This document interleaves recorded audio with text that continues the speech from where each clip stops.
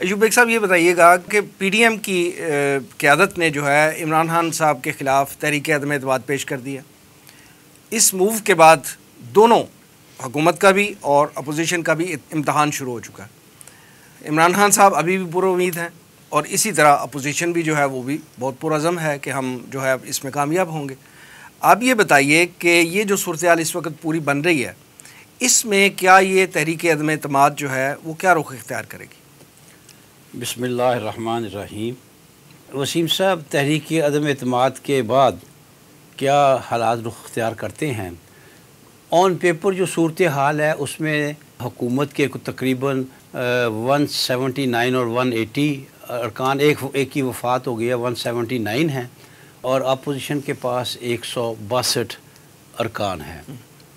और इसमें तहरीक अदम एतमाद को कामयाब कराने के लिए हुकूमत को कुछ नहीं करना होता, जो कुछ करना होता अपोजिशन ने करना। अपोजिशन ने कुल तादाद, मौजूद तादाद नहीं, कुल तादाद का निसफ से एक ज़ायद यानी 342 का, यानी 172 चाहिए, 172 उनको चाहिए। उन्होंने 172 जो है वो अगर उस करारदाद के हक़ में वोट दे देंगे तो करारदाद कामयाब हो जाएगी और वज़ीर आज़म और उसकी काबीना जो है वो हुकूमत से फ़ारग हो जाएगी।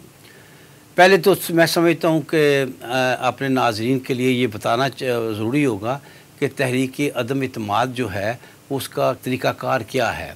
जैसा कि आपको मालूम है कि अपोजिशन ने रिक्वेजिशन भी पेश कर दी है उसके लिए, असम्बली के इजलास के लिए, और साथ तहरीक अदम एतमाद भी पेश कर दी है।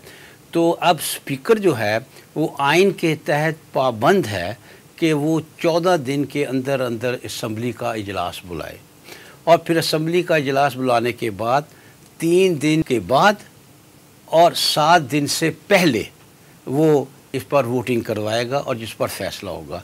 अगर अपोजिशन 172 अरकान लाने में कामयाब हो गई तो फिर ये कामयाब हो जाएगी, और अगर वो ना ला सकी तो फिर वो नाकाम हो जाएगी। इसमें यह भी है कि इस पर 3 दिन बहस भी होगी, इस पर बात भी होगी, वज़ीर आज़म भी बात करेंगे, अपोजिशन भी बात करेंगे। जो हमारी हाल है हमारे ऐवानों का, अगर एक दूसरे को उन्होंने बात करने दी तो नवाज शरीफ के दौर में आइन में 14वीं तरमीम हुई थी। उस वक़्त नवाज शरीफ 1997 में वज़ीर आज़म थे और उनके पास 2/3 अक्सरियत थी, तो उन्होंने आइन में 14वीं तरमीम की थी। उस 14वीं तरमीम के तहत, जिसे 63A की दफ़ा के तहत एक दफ़ा शामिल की गई थी, आइन में तरमीम की गई थी कि हर पार्टी का रुकन जो है वो इस बात का पाबंद है कि वो अपनी पार्टी ही को वोट देगा, वो अपनी पार्टी के ख़िलाफ़ वोट नहीं दे सकता, वो अपनी पार्टी के सदर, अपनी पार्टी का जो सरबराह है उसके हुक्म के ख़िलाफ़ नहीं चल सकता, फ्लोर क्रॉसिंग नहीं कर सकता। ये नवाज शरीफ लाए थे 14वीं तरमीम, जिसके तहत जो है वो अब क्रॉसिंग नहीं हो सकती। ये तो एक किताबी बात है ना। हाँ, सारा आईनी किताबी है। मैं तो कह रहा हूँ कि ग्राउंड रियलिटी कुछ और है ना, वो तो एक मछली मंडी बनी हुई है। नहीं, असल बात समझने वाली बात है ना कि ये तरमीम नवाज शरीफ लाए थे जी, और अब ये पोजीशन है कि यही तरमीम उनके रास्ते में रुकावट बनी हुई है कि अगर वो पीटीआई के ऐसे अफराद को तोड़ना चाहते हैं जो पीटीआई के मेंबर हैं, लेकिन वो आना चाहते हैं या उनको खींचना चाहते हैं या लेने देने का मामला है, तो ये रास्ते में हाइल होती है, उसमें उनको रिस्क लेना पड़ेगा। वोट तो उनका शुमार हो जाएगा, उनका वोट शुमार हो जाएगा, लेकिन उनका केस स्पीकर जो है वो इलेक्शन कमीशन को भेज देगा और इलेक्शन कमीशन उन्हें 90 दिन के अंदर अंदर डी सीट कर देगा। यानी पाबंद है 90 दिन के अंदर उनको डी सीट करने का, ये आइन का हिस्सा। फिर तहरीक अदम एतमाद जो है ये तो फिर मसाइल का हल तो ना हुआ, ये तो एक नया पंडोरा बॉक्स खुल जाएगा।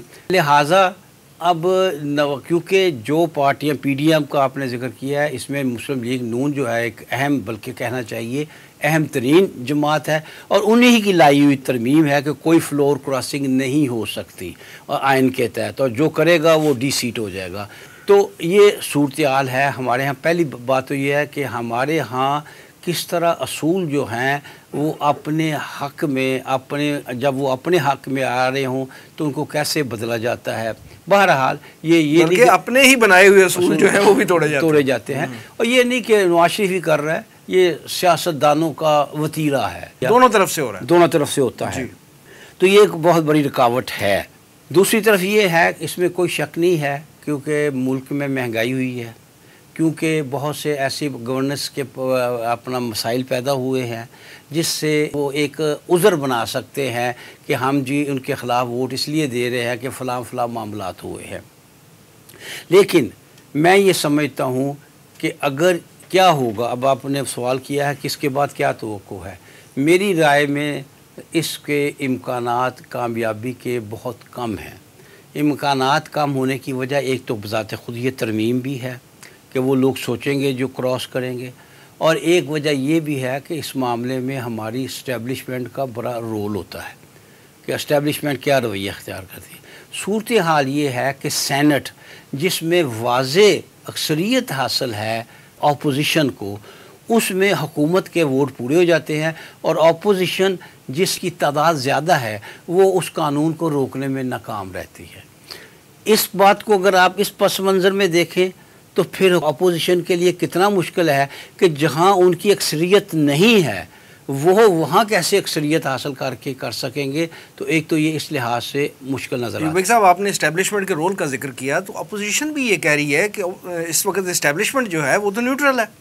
देखें, अपोजिशन ने जो कह रहा है कि इस्टेब्लिशमेंट जो है न्यूट्रल है, वो आज नहीं कह रही, वो कई माह से कह रही है, और उसी दौरान सेनेट में एक कानून पास हुआ है। पूरे यकीन से कह सकता हूँ कि उनके इस दावे के बाद एक कानून जो है मंजूर हुआ है।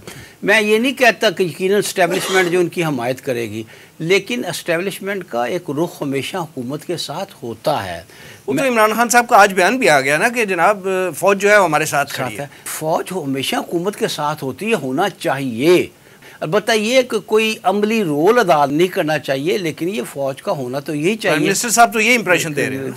लेकिन मैं ये समझता हूँ कि अगर ये कामयाब हुई तो उसकी वजह कुछ गवर्नेंस के मसाइल है, कुछ आज के मौजूदा पीटीआई के दौर में उस तरह खुला डेवलपमेंट के नहीं मिले जिस तरह साबका हुकूमतों में डेवलपमेंट के हवाले से या डेवलपमेंट के नाम पर जिस तरह अरकान असम्बली को दिए जाते थे, प्लॉट भी और सरमाया भी दिया जाता था, जिस बेदरीग तरीके से वो इस्तेमाल होता था, और फिर उसमें ज़ाहिर है घपले भी होते थे।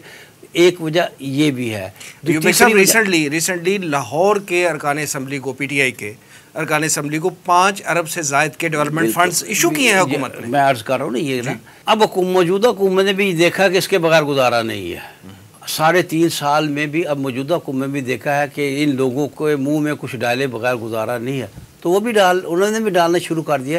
लेकिन पिछले 2 साल में आपको कहीं ये बात नहीं मिलेगी कि डेवलपमेंट्स के इतने बड़े जो है वो रकूम जो है दी गई। तो डेवलपमेंट भी तो नहीं ना हुई, फिर रिजल्टेंटली डेवलपमेंट भी नहीं हुई। फिर नहीं, वो वहाँ डेवलपमेंट हुई भी है, ऐसा नहीं है। अगर आप उसको मुतालिया करें जो पंजाब हुकूमत ने जारी किया है अपना डेवलपमेंट का जो सारा चार्ट, उसका वजह तो काफ़ी डेवलपमेंट हुई भी है, उतनी नहीं हुई। फिर ये कि हमारी पंजाब हुकूमत मीडिया के हवाले से खासी, मौजूदा हुकूमत मीडिया के हवाले से खासी कमज़ोर हुकूमत है। लेकिन इसका जो नाकामी के जो वजूहात हैं उसमें मैं अर्ज़ कर दूँ कि बहुत मुश्किल होता है। अगर आपने इत्माद का वोट लेना हो तो वोट पूरे करने बड़े मुश्किल होते हैं। इसी तरह अगर आपने अदम इत्माद करने तो वोट पूरे करने बड़े मुश्किल होते हैं। लेकिन एक आदमी बड़ा आसान है उसके लिए कि वो कह दे मैं तो बीमार था जी, मैं असम्बली में आ ही नहीं सका। क्या जवाब देंगे आप इसका? उसने कोई फ्लोर क्रॉसिंग नहीं की, वो बीमार पड़ गया, उसका कोई फौत हो गया, उसी दिन को फौत हो गया, उसी दिन को उसका कोई एक्सीडेंट हो गया, तो उसके लिए बड़ा आसान होता है। लिहाजा 172 पूरे करने इस हवाले से भी बड़ा मुश्किल होगा। लेकिन अगर कोई बड़ी पार्टी से, हुकूमती पार्टी से कोई ग्रुप अलहदा हो जाता है, एज ए ग्रुप अलहदा हो जाते हैं, तो देन क्या सूरत होगी? अगर कोई ग्रुप अलहदा होकर अपनी उसको इलेक्शन कमीशन से अपनी पोजीशन अलग करवानी पड़ेगी, अपनी सीटें अलग करवानी पड़ेंगी, उसके बगैर मुमकिन नहीं है। उसके बगैर भी वो फ्लोर क्रॉसिंग ही कहलाएगी। वगरना जब तक वो इलेक्शन कमीशन उसकी मंजूरी नहीं दे देता कि अब इनकी इस ग्रुप की मंजूरी दी जाती है, तो उस सूरत में ये वो छोड़िए, ये तो हो सकता है ना, उसको छोड़िए, ये तो हो सकता है। इत्तेहादियों पे तो कोई पाबंदी नहीं है। मिसाल के तौर पर काफ है, वो अलहदा हो जाएगी तो उस पर तो कोई कानूनी आईनी पाबंदी नहीं है। मिसाल के तौर पर GDA है, उस पर तो कोई आईनी कानूनी पाबंदी नहीं है। मिसाल के तौर पर MQM है, उस पर तो कोई पाबंदी नहीं है, अलग हो जाएगा, कोई कानूनी पाबंदी नहीं, कोई आईनी पाबंदी नहीं, इखलाक की पाबंदी शायद कह। लेकिन जहांगीर तरीन और अलीम खान वगैरह पे पाबंदी हो सकती है, लेकिन उन पर पाबंदी होगी, लाजमन उन पर होगी, लेकिन उनका वोट गिन लिया जाएगा। अगर वो अपोजिशन को वोट देते हैं हुकूमत को देने की बजाय, उनका वोट गिन लिया जाएगा, लेकिन उसके बाद वो सीट हो जाएंगे, वो नाहल हो जाएंगे असम्बली के लिए। लेकिन ये वक्ती तौर पर उनका काम चल जाएगा। मैं ये समझता हूँ कि इस्टेब्लिशमेंट के प्रो होने से तहरीक अदम एतमाद कामयाब नहीं हो सकेगी। यानी इस्टेब्लिशमेंट का रोल था और रहेगा, हमेशा रहा है। देखिए एक बात, हमारा मुल्क एक सिक्योरिटी स्टेट है, और दुनिया में जितनी भी सिक्योरिटी स्टेट्स हैं उनकी खारजा पॉलिसी में आर्म फोर्सेस जो होती हैं उनका कलीदी रोल होता है हर सिक्योरिटी स्टेट में, कि उनका बाकायदा कलीदी रोल होता है, वो खारजा पॉलिसी नहीं बनाई जा सकती। इस वक्त जो सूरत हाल है, मैं बाद में भी अर्ज कर दूंगा। बेग साहब, ये बात वैसे क्वेश्चनेबल है कि अंदरूनी सियासत में भी उनका इस तरह और इतना बड़ा रोल होना चाहिए, ये एक बात ऑब्जेक्शनेबल है। हमारे यहाँ मसला ये है, जो भी आपने बात किया कि कहा कुछ जाता है और किया कुछ जाता है। जुल्फ़िकार अली भुट्टो ने वाज़ेह तौर पर कह दिया था कि फोर्सेस का कोई रोल नहीं होगा, और उसी के दौर से बड़ा हुआ और बढ़ गया, यानी बजाय इसके कि कम होता। तो कहने को तो फोर्सेस भी अब कह रही हैं कि हमारा सियासत में कोई रोल नहीं है, वो तो कहने को तो वो कह रही हैं। देखें, वो क्या कभी कहेंगी कि नहीं हमारा रोल है, कभी भी नहीं कहेंगी। लेकिन ये बात है, जैसा कि मैंने अर्ज़ किया, कि सिक्योरिटी स्टेट होने की वजह से उनकी मर्ज़ी के बग़ैर किसी हुकूमत को निकाल देना बड़ा मुश्किल है, बहुत मुश्किल है। बहरहाल जो सूरत हाल इस वक्त सामने आ रही है उसमें ये है कि क्योंकि हमारा माजी भी यही है, माजी में भी कोई आज तक तहरीक अदम एतमाद कामयाब नहीं हो सकी। सिर्फ उसको देखें तो ये सब मालूम होता है कि इसके आसार कम है कि वो कामयाब